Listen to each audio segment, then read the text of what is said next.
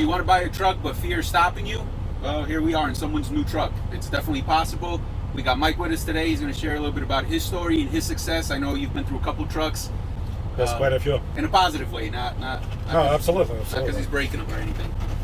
So all right, Mike. I mean, how long were you an owner-operator? Well, about 11, 12 years as a owner-operator driving myself. Yeah. Then another couple of years as a fleet owner of quite a few trucks, and then we transitioned directly to 100% owner-operators. Okay. So before we dig into to all the details about your journey, how long were you a company driver for someone, or did you start as a fleet driver for? What was your story? Well, obviously, I became a company driver for one company as soon as I got my CDL. Yeah. That lasted about 2 months. Then I got a little better gig because I already knew what the truck looks like. It goes backwards and forwards. and then I joined this pretty decent company that I was with until I transitioned to become an owner operator. Okay, so I mean, everybody's journey is going to be a little different. Some guys probably, bought trucks sooner than you did, others after you did. But for you, your experience, what made you decide to buy a truck? Like, what was the determining factor for you? I wanted to make more money. I saw other people doing it. Yeah. And I wanted a better life. I wanted to make more money, and I wanted to be the decision maker of how much I make instead of other people, making that decision for me. Okay. And with that, I mean, seeing other people successful, you probably saw other guys failing.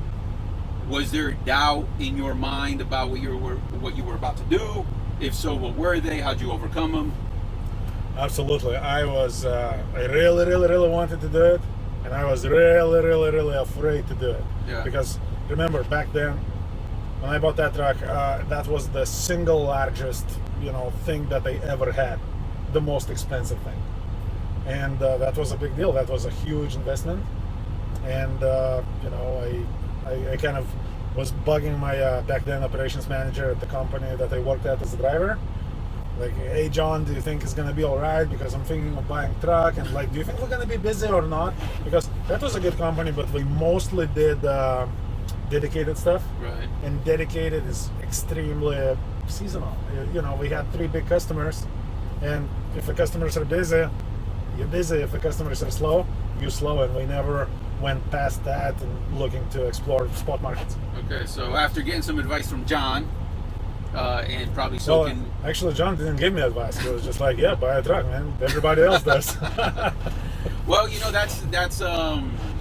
that's not a cop-out answer. I think in your mindset back then, it wasn't really clear to you, but probably now when you're giving advice, it makes all the sense in the world. Yeah, because I say the same thing, because it doesn't matter like right now, tomorrow, when is the best time. The best time is now. Yeah, and so we'll dig into that in a little bit, but to kind of stay on track with your story. So now you've grew some cojones, and you bought the truck, you have it. The easiest thing for anybody to do is keep it where you're currently working. You already got experience there, you know the people. Or do you move it somewhere else? What did you do and why? Okay, first of all, for you, it depends what you do. It depends what people are around you. It depends what company you work for.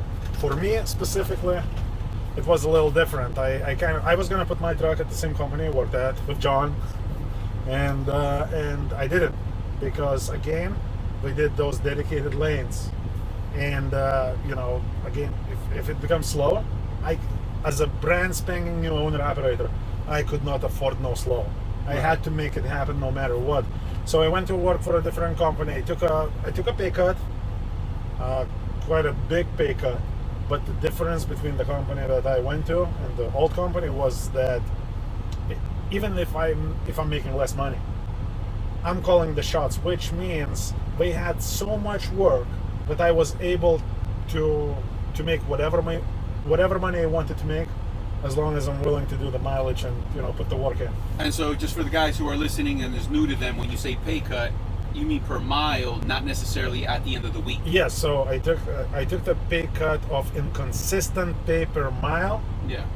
And I took a very consistent workload, which was as much as you can handle, with less per mile, but I was the decision maker behind the wheel, making a decision how many miles I'm going to do.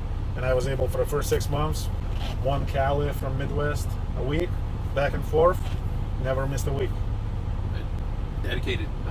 It wasn't dedicated, but I made it dedicated because I did dedicate to my goal. There you go. All right. So if you look back at your journey, what would you say? What were your biggest mistakes as an owner?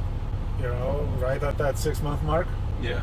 when I got a little comfortable, when I thought that You had it all figured out.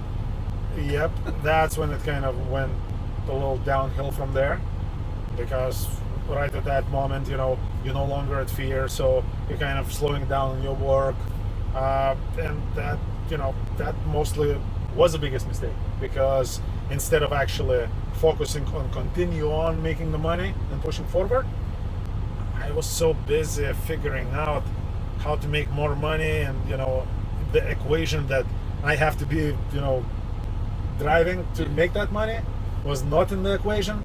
So it was kind of like, it was a little confusing times. Okay. Well, I mean, if we had to go back and let's say you were 21 again today, what would you do different?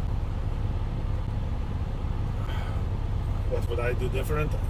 If I knew what I know today, I would just go and make the money. I would just buy a truck and would go make money. I wouldn't waste a day. Yeah. So at the 6-month mark, you would just act like you broke and keep working. Yeah, that's exactly what I would do, and then potentially start looking into adding trucks to the fleet. Here we go. Yeah. So and so for the guys who are watching, who are on the fence, who are undecided, who have a little bit of fear, all of this, what would be some things, words of wisdom, if you will, that you were willing to share with them about starting their journey? Well, jump over that fence, get it done. The time is now. There is never perfect time. There is never perfect market. Think about it this way. You're buying a truck, so that's probably going to be at least 2, 3, maybe up to 5 years adventure with that specific truck of yours. So there is no way in this world that you're just going to find this perfect spot to buy a truck at, that for the next 5 years, the market rates and the freight rates are only going to go up. It's going to go up and down, trucking industry, have a theoretically recession every 4 years. Yeah. And then let me tell you, I've seen people, going down in the best market just because of the decisions we make.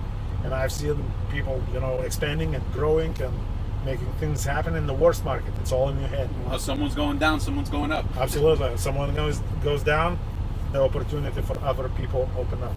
So there you have it, guys. If we also offer a nice little program. Those guys who are on the fence and just want a little bit more details, give us a call, 863-342-5171. Once a month, we have an open house where individuals could come in with a bunch of questions, learn about plate programs, IFTAs, 2290s, warranties, good, bad, and we like to swap war stories of what guys have done under our fleet, what Mike has done, what we've seen along our careers, and just kind of give you more information. The more you know, the better your business will do. Absolutely, and don't forget, there is no strings attached. There is no application given to you at the end of this talk. Just the idea is, if being an owner operator is not for you, it's all right. If we can save you from that bad decision, we'll do that. Not a big deal. Yeah. As long as you know what you're getting into. By the way, we don't sell no trucks, none of that. We're just a local, not local, we do OTR, but we're based here in Lakeland, Florida. And hey, give Christian a call. 863-342-5171. And by the way, we don't own this bad boy. It's a gentleman who took the leap, and he's starting a new journey. Absolutely. He's at the orientation tomorrow. All right, guys. So drive safe. And take care. Hey, Christian, I have a question. If you have 5 frogs on the log, and 4 of them decided to jump, how many frogs do you have left? Yeah, 5 frogs. How's that? Because they just decided. They actually didn't jump yet. Oh crap. There you go. So see, much like her, she decided to make the jump and got into the truck. So she's not a frog on the log, man. Here we go.